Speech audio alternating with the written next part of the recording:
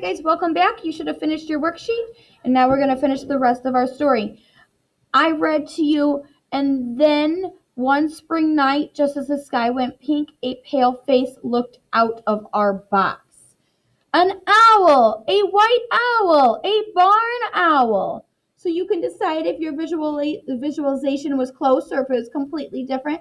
Like I said, there's no right or wrong answer. It's just something that you were visualizing. And the owl fact is in spring and summer, owls stay close to their nests.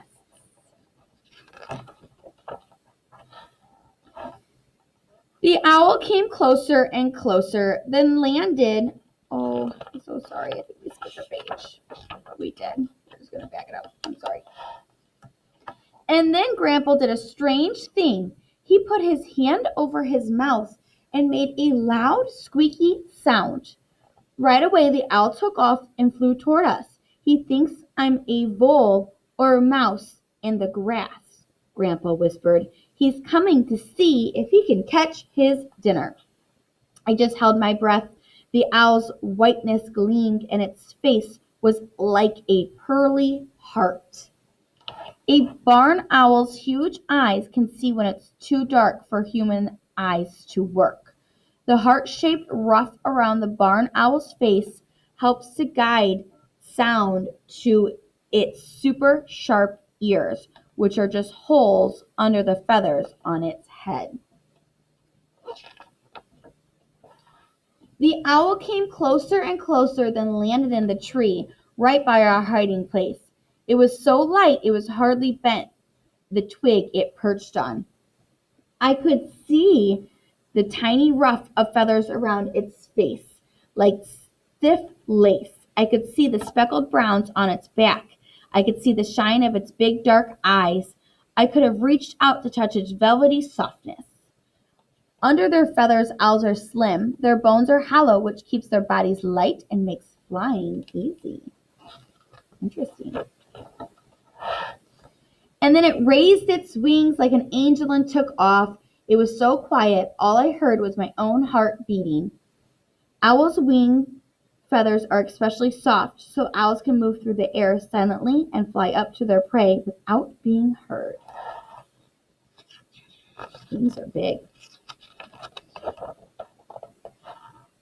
The owl flew back and forth over the field. Then another owl came to join it. That's its mate, Grandpa whispered. One owl dropped to the ground and came up again. Look, Grandpa, it's caught something, I said. Barn owls catch their prey by pouncing with their long legs and needle-sharp talons. The owl flew straight to the box and went inside. Hiss, snore, twitter, twitter, hiss, snore. The weirdest noises came from Grandpa's box. They've got a family, Grandpa whispered. That's the baby owls squabbling over their dinner. Barn owls lay up to 6 eggs, which hatch one after another. The first chicks to hatch are the biggest, and the last to hatch are the smallest. I held Grandpa's hand, and we walked home as the moon came up. Will the barn owls always nest in our box now, Grandpa? I said. Grandpa smiled. You know, he said, I think they might.